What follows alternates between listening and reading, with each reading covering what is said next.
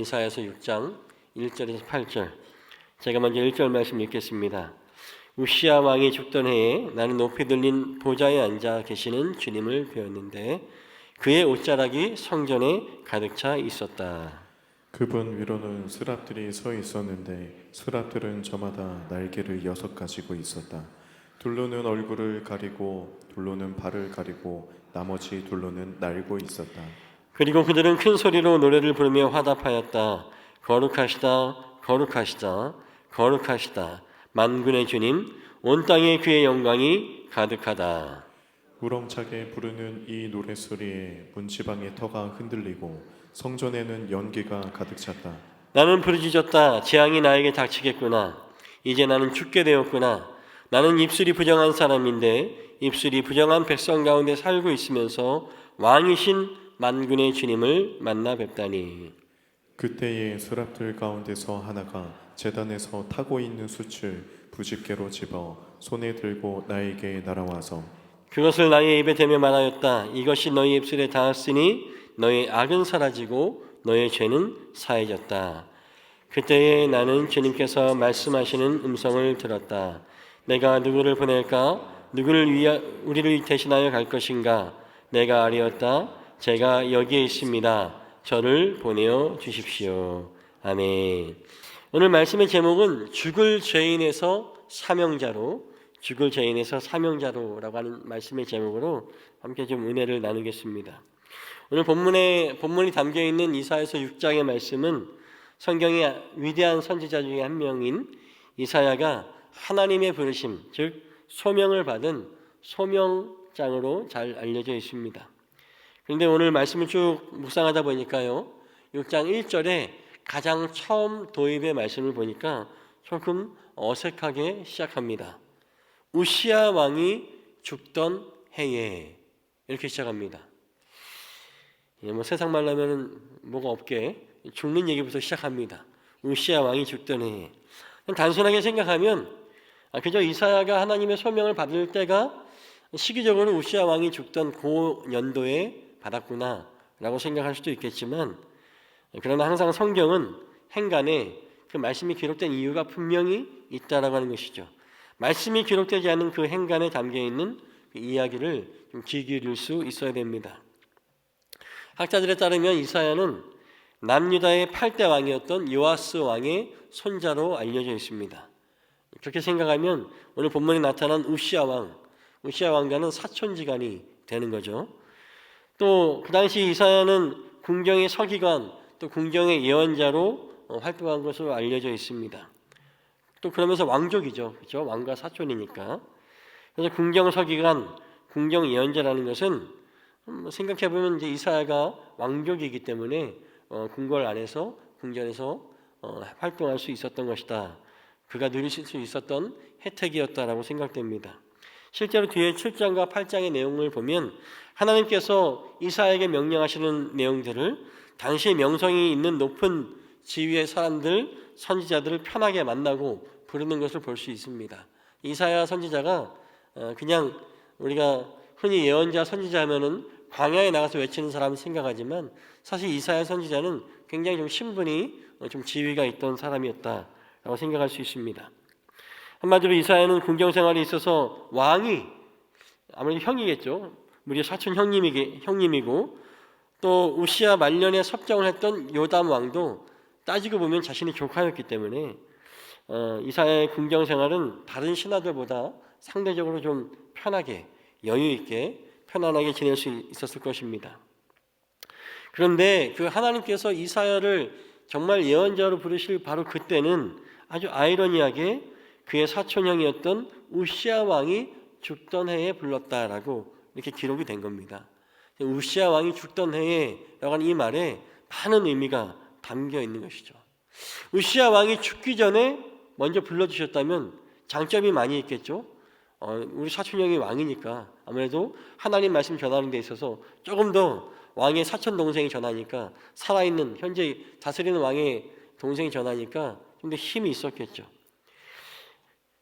그런데 하나님의 말씀을 더 권위 있게 잘 전할 수 있을 것 같은데 하나님은 그렇게 하지 않으시고 오히려 이사야의 어떤 뒷배였던 그 우시아 왕이 죽던 해로부터 이사야를 부르셨다라고 성경은 기록합니다. 왜 하필 이 애매한 시기에 이사야의 위치가 이제 보장되기 좀 어려운 이 시기에 하나님은 이사야를 부르셨겠습니까? 이렇듯 우리는 우시아 왕이 죽던 해라고 하는 이 짧은 몇 마디 사이 행간에 담긴 참 많은 이야기들을 생각해 볼 수 있습니다. 사랑하는 여러분, 그렇습니다. 때로 하나님의 부르심은 내가 최적의 상태에 있을 때 부르시지 않을 수도 있습니다. 지금 이사야처럼 우리 형이 왕일 때 나를 불렀으면 좋았을 텐데 형님이 돌아가시고 이제 내 지위가 보장되지 않은 이런 아주 난해한 상황에 하나님께서 부르시는 겁니다. 내가 준비되지 않거나 또는 가장 절망적이고 최악의 순간에 하나님이 우리를 부르실 때도 있습니다. 그럴 때 참 주님이 야속하죠. 좀 잘 괜찮을 때 좀 부르시지.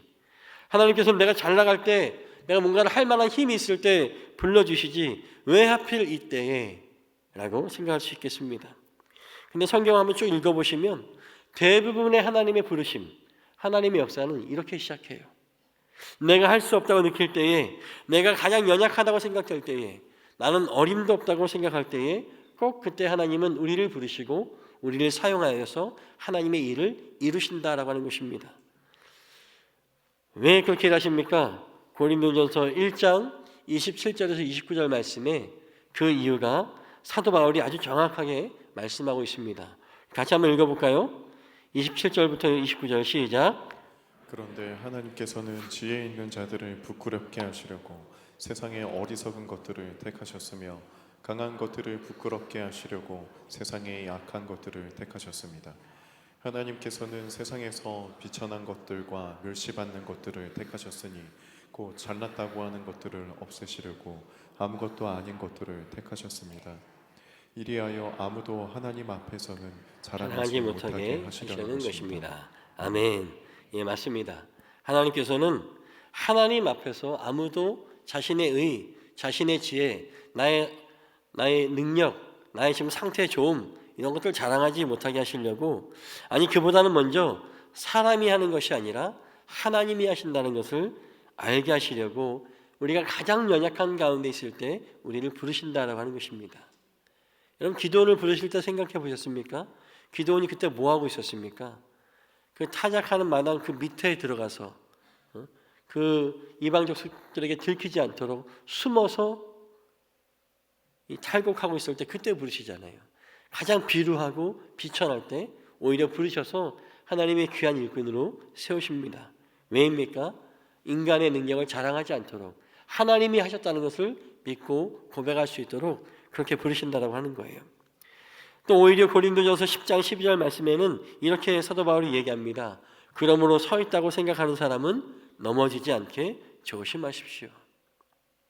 하나님 앞에 서 있는 것이 아니라 하나님 앞에 엎드려 부복하여 겸손하게 하나님의 일하심을 우리가 목도하고 바라보는 것이 우리의 역할, 도리 아니겠습니까?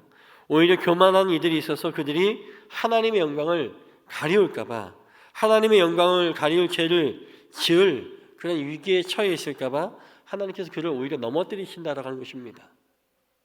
교만한 죄, 용서받기 힘든 죄잖아요. 오히려 하나님께서는 그 영혼을 위해서 그를 넘어뜨립니다. 낮고 겸손하게 하셔서 하나님 앞에 득제치 못하도록 겸손하게 만드시는 것이 하나님의 방법입니다. 그러니까 하나님 우리를 부르실 때 다 연약하고 힘들고 어려운 가운데 부르십니다. 사랑하는 여러분, 오늘 이 저녁 예배 자리에 나오신 우리 모두는 주님 앞에 선택된 예배자, 사명자인 것을 믿으시기를 간절히 소망합니다. 그 말은 무슨 말입니까? 지금 우리가 다 연약하다는 얘기입니다. 힘든 상황이죠. 우리가 한없이 연약하고 준비조차 힘든 사람이라는 것을 알려주는 말씀이에요. 그래서 하나님께서 우리를 부르시고 사용하시는 것 자체가 은혜입니다. 할렐루야. 옆 사람에게 이렇게 인사하겠습니다. 당신이 이 자리에 온 것은 하나님의 은혜입니다. 아멘. 여러분, 정말 엄청난 은혜입니다. 이 자리에 나와서 예배드리는 거. 우리 필리핀 다녀온 우리 35명의 지체들도 있지만 정말 미전도 지역에 가면 예배드리는 것, 또 선교와 포교하는 것이 금지되어 있는 곳에 가면 예배 드리는 것 자체가 은혜입니다. 거기에서 있는 사람들은 예배 드리고 싶어서 숨어서도 예배 드립니다. 우리는 이렇게 좋은 환경 가운데 하나님을 예배할 수 있다는 것, 마음껏 찬양하고 마음껏 하나님의 말씀을 읽고 마음껏 아멘하고 마음껏 할렐루야 하면서 예배 드리는 것이 하나님께서 우리에게 주신 놀라운 복이요 은혜인 것을 다시 한번 깨닫기를 간절히 소망합니다. 또 이 새해에 신천 임원, 또 교구장님, 지역장, 속장, 부속장으로 또 선교회장으로 각 자리의 봉사와 섬김으로 우리를 부르셨지 않습니까? 우리 교구 목사님들이 전화 드릴 때 다 아멘하면서 순종하셨습니까? 아니면 제가 지금 상황이 어려운데 힘든데 이렇게 하셨습니까? 근데 하나님 꼭 그럴 때 부르세요. 그럴 때 부르세요. 성경이 그렇게 증명하고 있습니다. 물론 여러분 가운데 흔쾌히 아멘 순종하겠습니다, 긍정으로 아멘 하신 분도 계시지만 또 많은 분들이 어려운 가운데 아멘으로 순종하셨습니다. 우리가 자격이 충분해서 우리의 능력이 차고 넘쳐서 우리를 부르시는 것이 아니라 연약한 우리이지만 상황이 잘 안 되는 우리이지만 우리를 통해서 하나님의 일하심을 드러내고 우리가 하나님의 영광 위에 사는 인생 되게 하시려고 어려울 때에 우리를 부르시는 것을 깨닫기를 간절히 소망합니다. 왜요? 왜 그때 우리를 부르십니까? 하나님 우리를 왜 지으셨습니까? 하나님의 기쁨이 되기 위해서. 하나님의 창조의 목적은 우리로 하나님을 찬양하고 하나님의 기쁨 되기 위해서 우리를 부르셨지 않습니까? 우리가 연약한 가운데 있을 때 힘들어 죽겠어 이러는 것이 아니라 그때에도 부르셔서 나의 영광을 위해 쓰시기 위해서 우리를 부르신다라고 하는 것입니다. 오늘 이 저녁 다시금 새해에 우리가 맡은 사명들 새롭게 하시고 부르신 은혜에 아멘으로 순종하시고 주저앉지 마시고 긍정으로 반응하시는 우리 모두가 되시기를 주의 이름으로 간절히 축복합니다. 여기까지가 설교의 결론입니다. 이따 뒤에 또 얘기할 건데 여기서 설교 마칠까요? 준비한 말씀 하겠습니다. 다시 본론으로 돌아와서 우시야 왕이 죽던 해에 사실은 어떤 시점인지 정확하게 특정하기 어려워요. 학자들에 따르면 우시야 왕이 죽던 그 해의 어느 날이라고 얘기도 하고 또 어떤 학자들은 우시야 왕을 장사 지낸 후에 또 심지어는 이사야서 6장이 우시야 왕을 장사하고 이사야가 장례를 치르고 돌아오는 직후에 성전에 들어갔을 때 일이다 라고 말하는 학자들도 있습니다. 궁중 서기관이었던 예언자였던 이사야는 우시야 왕의 사촌으로 어쩌면 형님의 권세를 등에 업고 든든한 형님 믿고 그렇게 살았겠죠. 그런데 이제 우시야 왕이 죽은 이후에 이사야는 앞서 말씀드린 것처럼 그의 위치가 참으로 애매한 상황이 되었습니다. 더 이상 자신의 뒷배를 해줄 왕인 사촌형도 없습니다. 자신이 믿고 의지하던 이가 사라진 이사야는 지금 어디에 있습니까? 오늘 본문의 말씀으로 미뤄봐서 그는 성전 안에 있었습니다. 그런데 성전에서 놀라운 일들이 지금 일어나고 있는 거예요. 1절부터 4절까지 말씀 우리 같이 한번 읽어보겠습니다. 말씀을 띄워주시고요. 오늘 본문 1절부터 4절까지 우시야 왕이 죽던 해 시작. 우시야 왕이 죽던 해에 나는 높이 들린 보좌에 앉아 계시는 주님을 배웠는데 그의 옷자락이 성전에 가득 차 있었다. 그분 위로는 스랍들이 서 있었는데 스랍들은 저마다 날개를 6 가지고 있었다. 둘로는 얼굴을 가리고 둘로는 발을 가리고 나머지 둘로는 날고 있었다. 그리고 그들은 큰 소리로 노래를 부르며 화답하였다. 거룩하시다 거룩하시다 거룩하시다 만군의 주님 온 땅에 그의 영광이 가득하다. 우렁차게 부르는 이 노래소리에 문지방의 터가 흔들리고 성전에는 연기가 가득 찼다. 아멘. 어떤 내용 같습니까? 이 성전에 좋은 의미에서 난리가 났습니다. 막 하나님의 임재가 하나님의 옷자락에 가득 차 있고 그리고 스랍들, 천사들이죠. 6 날개를 가진 천사들이 서로 창화하면서 거룩하시다 거룩하시다 거룩하시다 만군의 주님 온 땅에 그 영광이 가득하다고 계속해서 노래하고 있는 거예요. 그 노래로 터가 흔들리고 성전에는 아주 신비로운 연기가 가득 차 있습니다. 아마 이사야가 생전 처음 경험하는 하나님의 임재의 상황이었을 것 같아요. 이 처음 경험한 이 하나님의 놀라운 임재에 이사야가 기절할 지경입니다. 그가 궁중의 서기관으로 왕과 함께 이 성전에 들어온 일이 한두 번이겠습니까? 또 이스라엘 백성으로서의 의무도 있잖아요. 이 성전에 엄청 많이 들어봤을 텐데 이렇게 놀라운 하나님의 임재 경험은 아마 처음이었던 것 같습니다. 우리가 여기서 한 가지 의문이 생겨요. 유독 이날에 어느 학자에 따르면 이사야가 사촌 형이었던 우시야를, 그 왕인 우시야를 장사 지낸 후에 마음이 허탄하여 슬퍼하는 이때에 성전에 들어갔을 때 왜 하필 하나님의 임재가 가득했겠나, 이런 질문이 생기지 않습니까? 과연 그렇습니까? 그때에만 하나님의 임재가 가득합니까? 열왕기상 9장 3절의 말씀에 보면 솔로몬이 성전을 완공하고 하나님께 봉헌 기도를 드렸을 때에 하나님께서 이렇게 응답하셨습니다. 같이 한번 읽어볼까요? 시작. 네가 나에게 한 기도와 간구를 내가 들었다. 그러므로 나는 네가 내 이름을 영원토록 기리려고 지은 이 성전을 거룩하게 구별하였다. 따라서 내 눈길과 마음이 항상 이곳에 있을 것이다. 아멘.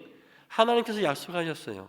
이 성전에는 내 눈길과 마음, 즉 하나님의 임재가 항상 이곳에 있을 것이다라고 약속하셨습니다. 그리고 오늘 이사야가 성전에서 경험한 하나님의 임재의 경험은 어쩌다가 운이 좋아서 딱 뭐가 타이밍이 맞아가지고 딱 그때에 성령의 임재가 나타난 것이 아니라 항상 성전에는 거룩하시다, 거룩하시다, 거룩하시다 만군의 여호와, 온 땅에 그의 영광이 충만하다라고 하는 이 찬양이 계속해서 울려나고 있었던 거죠. 누구의 문제입니까? 이사야가 보지 못한 거예요. 항상 그곳에는 성령의 충만한 임재가, 하나님의 눈길과 마음이 있는 곳이 바로 성전인데 이사야는 그렇게 성전을 수없이 다녔으면서도 한 번도 느껴보지 못했던 성령 충만의 하나님의 임재가 가득한 그 경험을 오늘 하고 있는 겁니다. 사랑하는 여러분, 성전은 우리가 지금 예배드리는 이곳도 오늘 본문의 말씀과 같이 하나님의 임재가 가득한 곳임을 깨닫기를 간절히 소망합니다. 하나님의 임재는 내가 어쩌다가 운이 좋아서 어쩌다가 경험할 수 있는 것이 아니라 하나님의 눈길과 마음이 있는 이곳은 항상 거룩하시다, 거룩하시다 만군의 여호와, 그 영광이 온 땅에 충만하다고 하는 천사의 찬양이 울리는 이곳이 항상 하나님의 임재가 가득하다. 이것이 바로 성전, 오늘 우리가 예배하는 이곳 예배 처소라고 하는 것을 깨닫기를 간절히 소망합니다. 근데 이사야는 오늘 이것을 처음 경험했어요. 만약에 그전에도 이사야가 성전에서 하나님의 임재를 경험한 적이 있었다면 성경에 분명히 그렇게 기록했을 것입니다. 이사야가 이전에 보았던 것처럼 하나님의 임재가, 우시야 왕이 죽기 전에 어쩌다 지난번에 한번 경험했던 것처럼 이번에도 성령 임재의 역사가, 하나님의 임재 역사가 이렇게 기록됐을 거예요. 근데 그런 기록이 없습니다. 우시야 왕이 죽던 해에 성전에 갔는데 하나님의 임재를 그렇게 놀랍게 경험하게 된 것입니다. 사랑하는 여러분, 이 말씀이 무엇을 의미합니까? 이사야가 궁중 서기관의 예언자이고 그의 아내도 예언자였지만 그에게 하나님의 임재를 느끼고 경험할 만한, 임재할 만한 믿음도 없었다라고 하는 거예요. 그의 믿음은 어디에 있었습니까? 그의 의지는 어디에 있었어요? 우리 형 왕이야, 우리 사촌 형이 왕이야. 하나님을 의지하고 하나님을 신뢰하고 하나님을 믿는 것이 아니라 눈에 보이는 살아있는 왕인 우리 형, 어쩌면 인간을 의지하는 마음 때문에 이 성전에 들어올 때마다 하나님의 임재가 가득하지만 그가 느끼지 못했던 건 아니겠습니까? 그가 허탈한 마음으로 형을 보내고 빈 마음으로, 상한 마음으로 모든 소망을 잃고 왜 성전에 나왔을까요? 집에 가서 발 닦고 잠이나 자지. 혹시 성전에 가면 하나님이 계실까? 이런 마음이 안 왔을까 제가 상상을 해봅니다. 그런 신락 같은 믿음을 갖고 나왔을 때에 놀라운 하나님의 임재를 경험했다라고 하는 것이 오늘 이사야서 6장의 말씀입니다. 사랑하는 여러분, 하나님께 소망을 두게 되었을 때, 눈꽃만큼이라도 소망을 두게 되었을 때 이런 놀라운 하나님의 임재를 경험하게 된 거예요. 우리가 너무 잘 알고 있는 말씀, 히브리서 11장 6절 말씀에 뭐라고 말씀하고 가르쳐주고 있습니까? 함께 읽겠습니다. 시작. 믿음이 없이는 하나님을 기쁘게 해드릴 수 없습니다. 하나님께 나아가는 사람은 하나님이 계시다는 것과 하나님은 자기를 찾는 사람들에게 상을 주시는 분이라는 것을 믿어야 합니다. 아멘. 이겁니다. 이사야에게 하나님을 향한 온전한 믿음이 있었더라면, 하나님이 계신 것을 믿었더라면 하나님의 임재를 성전에 올 때마다 경험하고 느낄 수 있었겠죠. 물론 정도의 차이는 있을 수 있겠지만 늘 경험했을 것입니다. 하지만 하나님을 향한 온전한 믿음이 없었기에 그의 모든 희망을 다 잃고 연약하지만 성전이라도 가볼까? 요새 말로 하면은 교회라도 가볼까? 하나님 만나 주실까? 교회라도 가볼까? 이런 조그만 믿음을 갖고 나왔을 때 하나님의 임재가 가득한 것을 경험하고 주님을 만날 수 있었고, 비로소 하나님을 경험하고 하나님의 부르심을 받을 수 있게 되었다는 것입니다. 사랑하는 여러분, 오늘 우리는 어떻습니까? 오늘 우리가 믿음의 집 이 대예배실에 나오면서, 오늘 수요일 저녁 예배 나오시면서, 우리 좋은 교회 성전에 나오시면서 하나님의 임재, 하나님이 여기 계시다는 거 경험하셨습니까? 경험하셨습니까? 제가 교회 학교에서 아이들 가르칠 때 꼭 그거 가르칩니다. 뭘 가르치냐면, 성전에 오면 가장 먼저 기도를 해라. 왜 기도해요? 기도는 하나님께 인사하는 거다. 너 어른들 만나면 인사해야 되지. 여기 성전에 가장 큰 하나님 계시니까 하나님께 인사할 때 하나님과 대화 어떻게 하니? 기도야. 그러면 기도로 인사해야지.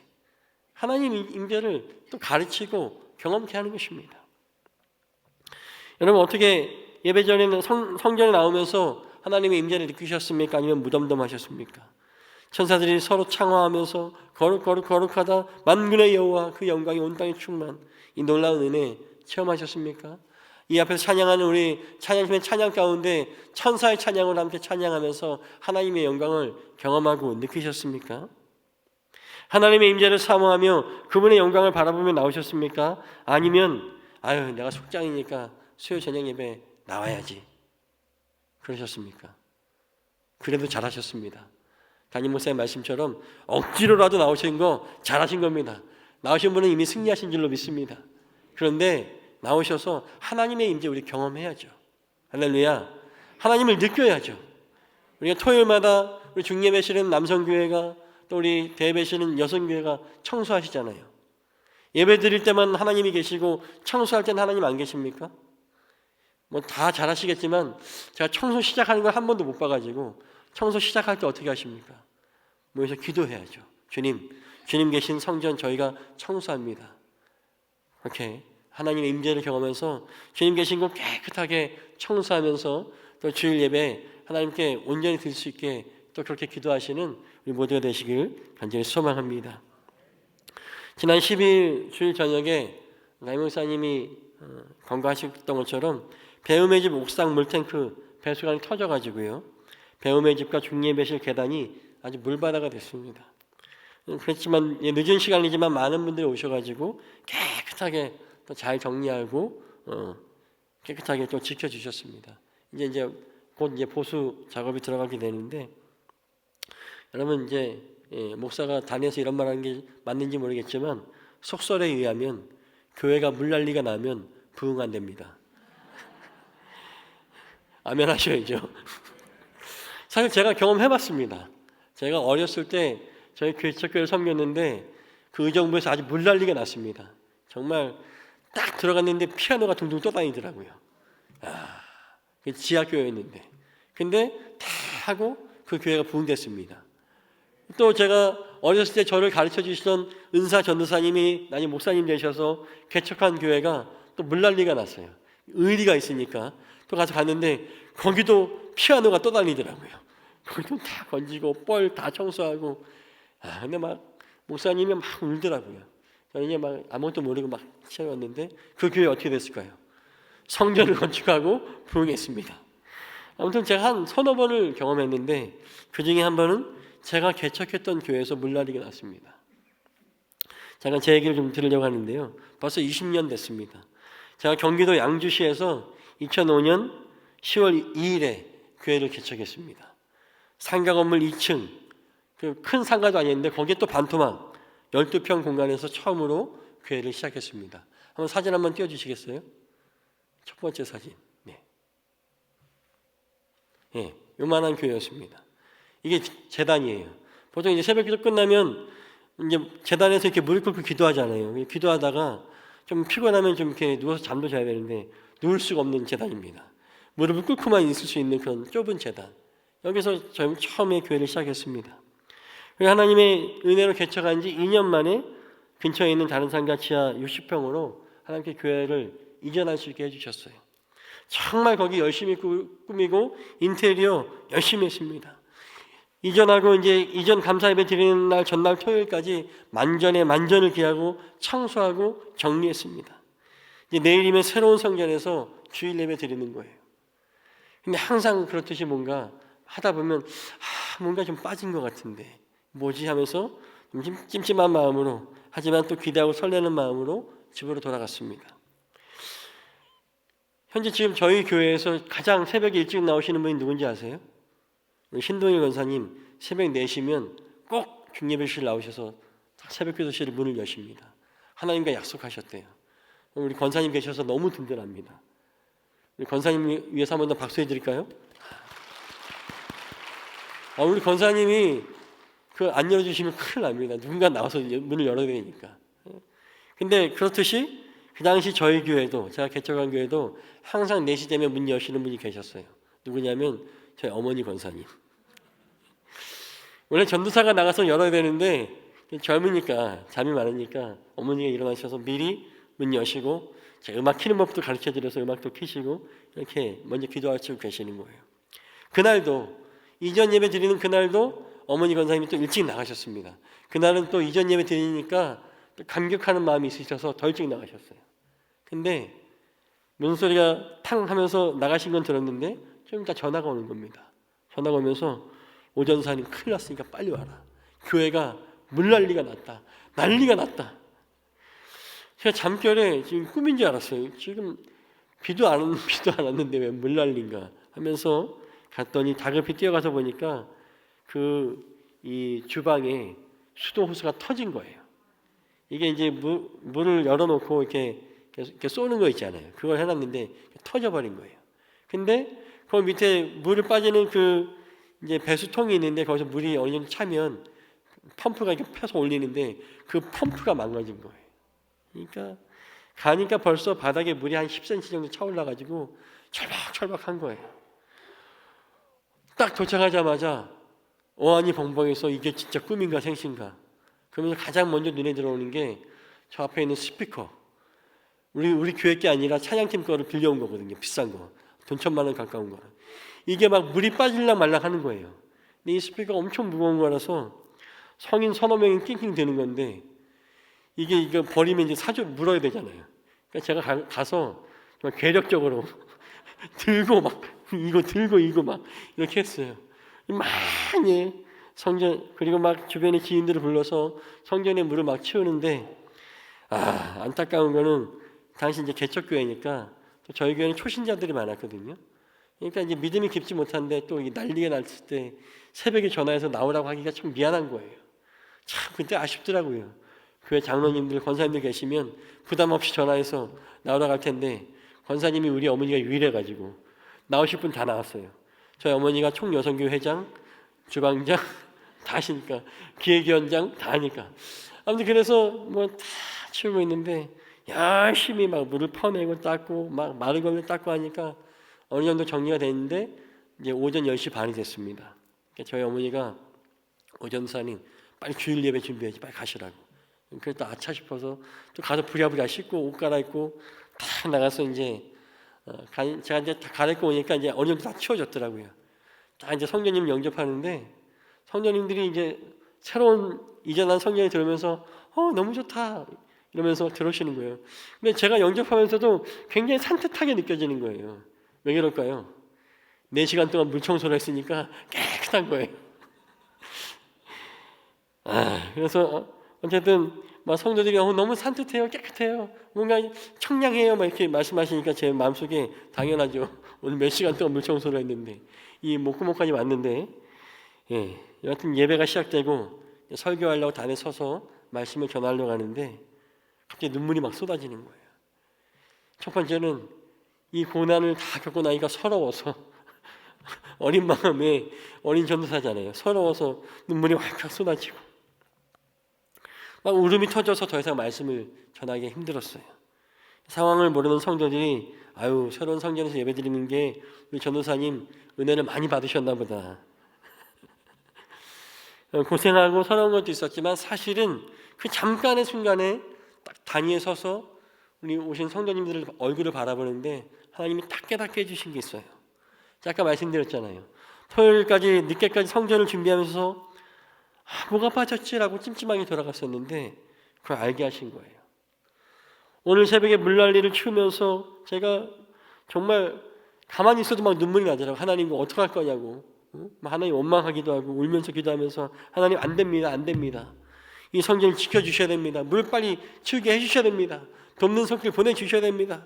막 울면서 지켜달라고 간절한 마음으로 울면서 성전을 치웠던 기억이 떠오르는 겁니다. 예, 그거였어요.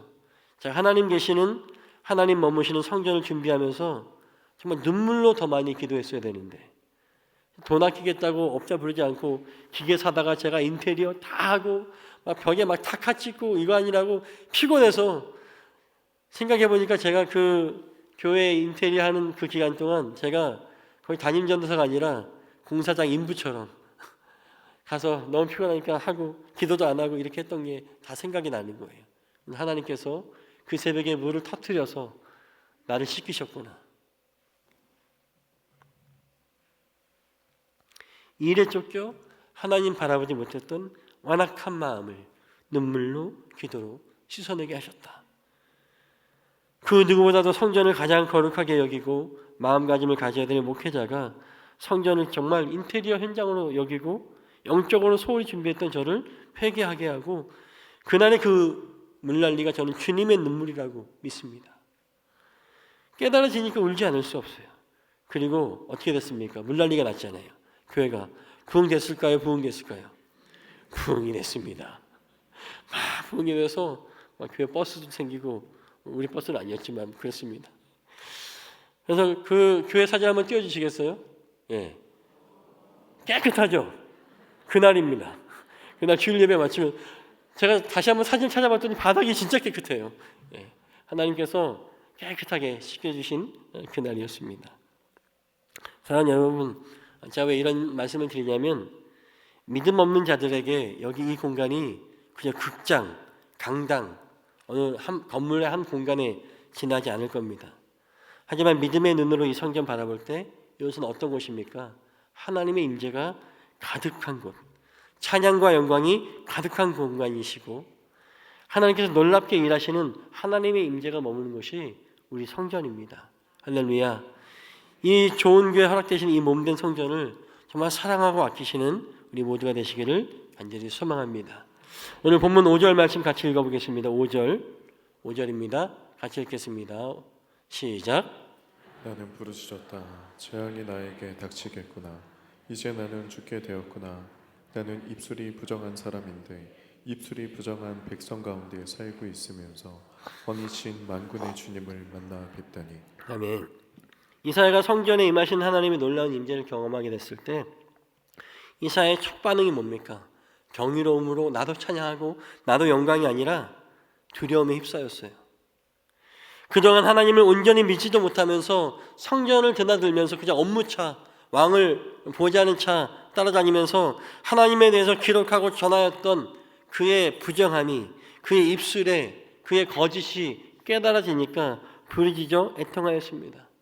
하나님, 저는 입술이 부정한 사람인데 또 입술이 부정한 하나님이 있다 없다, 하나님이 없다라고 우상을 섬기는 그 백성들 가운데 살고 있으면서 제가 왕이신 만군의 하나님 뵙다니 저는 오늘 죽는 날입니다.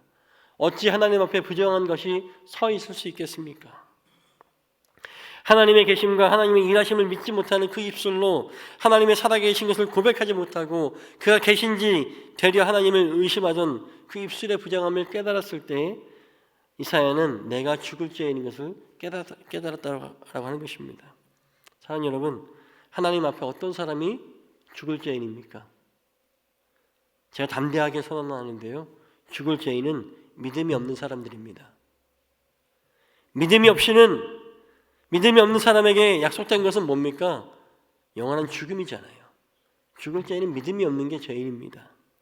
우리가 하나님을 기쁘시기 위해서, 하나님을 찬양하기 위해서 지어진 존재입니다. 이사야서 43장 12절 말씀에 하나님이 이렇게 말씀하지 않습니까? 이 백성은 나를 위하라고 내가 지은 백성이다. 그들이 나를 찬양할 것이다. 아멘. 근데 하나님을 믿지도 못하고 찬양하지 않는다면 만든 목적에 부합되지 않잖아요. 그런 걸 뭐라고 하는지 아십니까? 불량품. 불량품 어떻게 합니까? 폐기합니다. 영원한 죽음입니다. 그런데 우리가 믿음이 없으니 앞서 읽었던 히브리서 11장 6절의 말씀과 같이 믿음이 없어서 하나님을 기쁘시게 하지도 못하고, 믿음이 없어서 하나님이 계신 줄도 모르니까 하나님 앞에 나아갈 수도 없고 예배도 기도도 드릴 수 없는 존재가 바로 이사야였다라고 하는 것입니다. 사랑하는 여러분, 우리는 하나님 앞에 어떤 존재입니까? 여러분, 하나님이 계신 것을 믿으십니까? 믿음으로 살아가시는 성도입니까? 하나님을 기쁘시게 하는 사람들입니까? 하나님이 계신 것을 알고 하나님 앞에 예배로 나아오고 계십니까? 2025년 새해 벽두잖아요. 새벽 예배, 수요 예배, 당연히 주일 예배 당연히 나오시는 거고, 스스로 한번 다짐해 보십시오. 내가 수요 예배 개근하겠다. 내가 새벽 예배 나오시는 분들 새벽 예배 개근하겠다. 한번 다짐해 보십시오.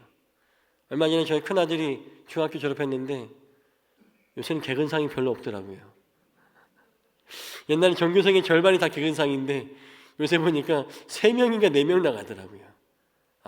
참. 그러나 우리 영적으로 우리 예배 한번 개근해 보시기를 다시 한번 소망합니다. 6절과 7절 말씀 읽겠습니다. 6절 7절. 그때에 시작. 그때의 스랍들 가운데서 하나가 계단에서 타고 있는 숯을 부싯개로 집어 손에 들고 나에게 날아와서 그것을 나의 입에 대며 말하였다. 이것이 너의 입술에 닿았으니 너의 악은 사라지고 너의 죄는 사해졌다. 아멘. 천사가 시뻘겋게 타고 있는 숯을 이사야의 입술에 대면서 말씀했습니다. 너의 입술에 닿았으니 악은 사라지고 죄는 사해졌다. 계단에서 시뻘겋게 타는 숯이 뭘 의미합니까? 우리 주 예수 그리스도의 붉은 피, 보혈이요, 또 불과 같이 역사하시는 성령님을 상징하는 거 아니겠습니까? 우리가 하나님의 임재를 깨닫고 그분의 살아계시고 역사하심을 믿고 그분 앞에 꿇어 엎드려 내가 죄인인 것을 깨닫고 자복할 때에 하나님께서 그 뜨겁게 지핀 성령의 숯불로 우리의 부정함을 태우시고 그 시뻘건 주님의 보혈로 우리의 죄를 사하여 줄 줄로 믿습니다. 우리의 죄의 모양을 지지시고 우리를 새롭게 하시는 것입니다. 한마디로 리셋하시는 거예요. 누구에게 리셋에, 누구에게 새롭게 하는 은혜가 있습니까? 내가 죄인인 것을 깨닫는 사람에게 주님 앞에 부복하고 무릎 꿇고, 주님, 저는 죽을 수밖에 없습니다. 저는 죽을 죄인입니다. 옛날 사극에 보면 항상 나오잖아요. 죽여 주시옵소서. 사실 우리가 할 말이죠. 하나님께. 하나님, 저는 죄인입니다. 죽여 주시옵소서.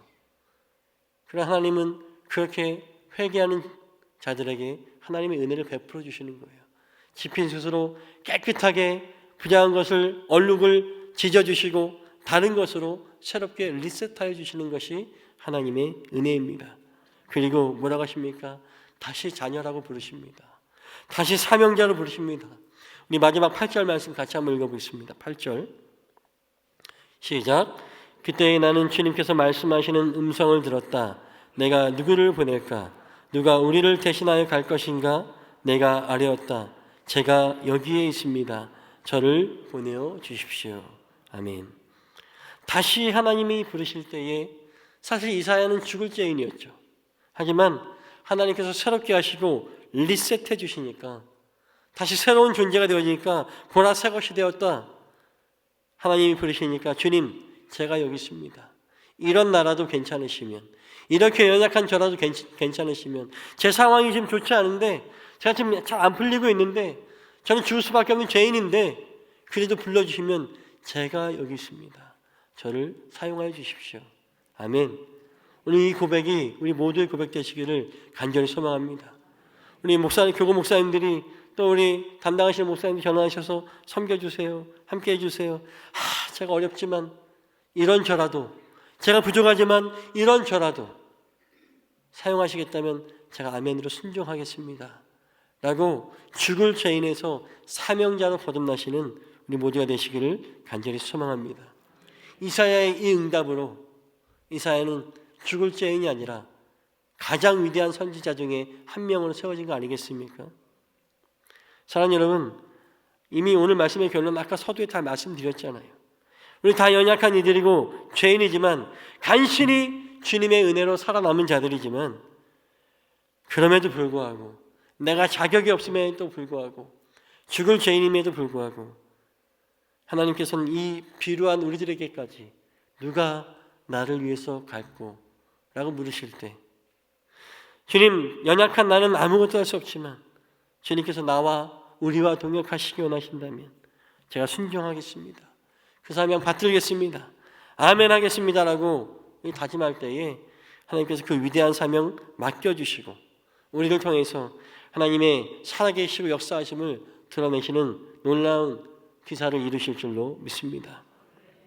말씀을 정리하려고 합니다. 새해를 맞아서 참 다양한 사명으로 불러주셨습니다. 임원으로 교구장, 지역장, 속장, 선교장뿐만 아니라 하나님을 찬양하는 찬양대, 자녀들을 가르치는 교사, 그뿐입니까? 성전과 성전뜰을 청소하는 일에도, 화장실을 청소하는 일에도, 주방 봉사하는 일에도, 주방에서 봉사하며 그 성경 일 가운데 또 음식물 쓰레기 꽉꽉 짜서 버리는 그 일에도, 더 나아가서 밝은 웃음으로 새로 나오는 또 우리 성도들에게 밝은 웃음으로 인사하는 그 일에도 모든 일에 하나님께서 우리를 부르셨습니다. 사명으로 부르셨습니다. 3대 캠페인 항상 밝게 인사합시다. 이거 캠페인 아니에요. 우리 사명이에요. 사명입니다. 아멘 안 하시네요. 사명입니다. 밝게 인사하시는 거 사명입니다. 아멘으로 긍정으로 예 주님 제가 하겠습니다. 아멘 하시는 거 사명입니다. 새로운 일을 하는데 주저함없이 순종하며 따라가는 거 우리의 사명입니다. 그 사명 감당하시는 우리 모두가 되어야 하겠습니다. 하나님은 우리가 연약한 죄인, 믿음이 없어 죽을 수밖에 없는 부정한 죄인이었음을 결코 기억하지 않으십니다. 작년 2024년 어떻게 사셨던지 괜찮아요. 기억하지 않으세요. 송구영신 때 다 털어버렸잖아요. 그죠? 이제 새로운 우리입니다.